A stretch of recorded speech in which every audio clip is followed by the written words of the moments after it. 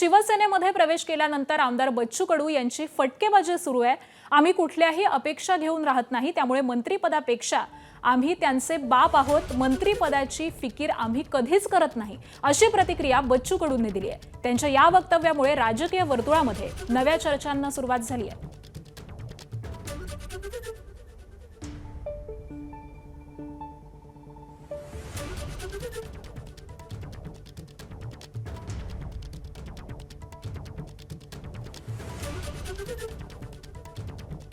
आपण कोणत्याही आशा अपेक्षा घेऊन राहत नाही। मी एक कार्यकर्ता आणि शिवसैनिक म्हणून मला असं वाटतं की मंत्री पदापेक्षाही आम्ही त्याचे बाप आहोत, त्याच्यानं त्याची काही आम्ही फिकर करत नाही कधी।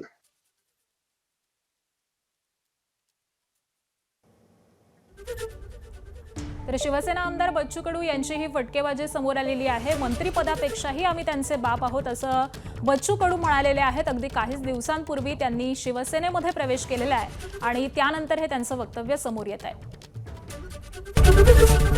एबीपी माझा, उघडा डोळे बघा नीट।